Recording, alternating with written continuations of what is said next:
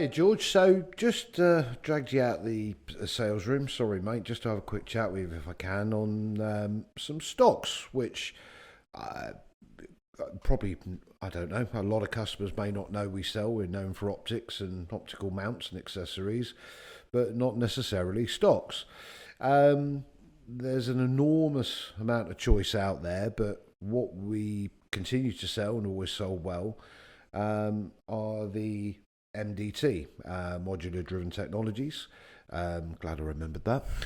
And the two obviously being the Oryx and the XRS. So just give us a little resume on the stock if you may. I know we brought one out there to have a look at.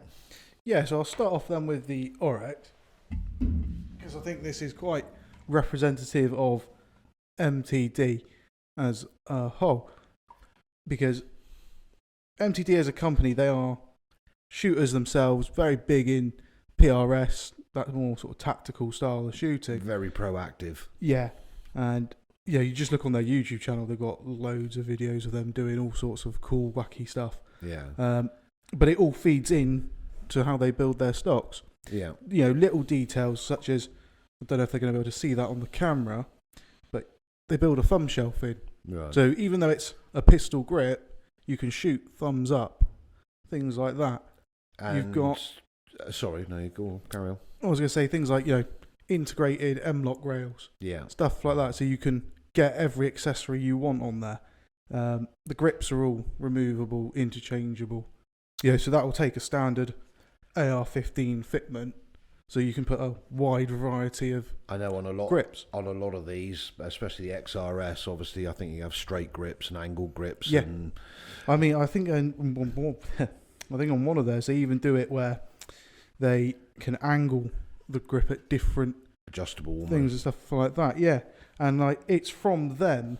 Just to say going back to their videos, they talk about things like hand position in shooting. Yeah. Focusing on how having your hand at different angles when you pull the trigger puts different input into the stock. Yeah, sure. And they think about this sort of stuff. You don't know you're doing it, but you Yeah. are. Almost like pulling a shot on a shotgun type thing. Yeah, very much so. And they set it up so that you can tailor it to exactly how you want to shoot. Yeah. Things like length of pull. You can quite easily put extra spacers in there. So if you're like me and you want it a bit longer, you can. I got quite long arms myself, I must admit.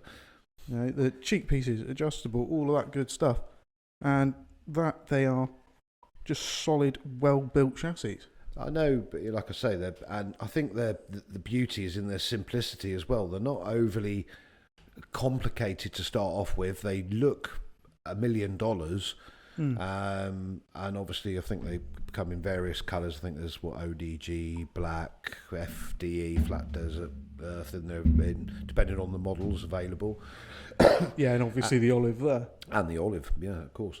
And there's quite a range of fitments, which obviously is probably known about, especially for the centerfire stuff, where you'd probably more associate chopping stocks. But the last few years, obviously, either through necessity, cost, availability of ranges to do so, obviously, even the rimfire, has come on massively in sort of the mini PRL as such, isn't it? Yeah, or even long range rimfire. Yeah, absolutely. Getting lots of calls about that. And fitments wise, I think they do a massive range of fitments. Well, yeah, pretty much every popular brand, all the inlets and of rifle, and in long short actions on the centerfire stuff. Absolutely. They do plenty of rimfire. I mean, that one there's for a Ruger 1022. And obviously, talking about the rimfires, you've got the CZs, yeah, Tikka T1s.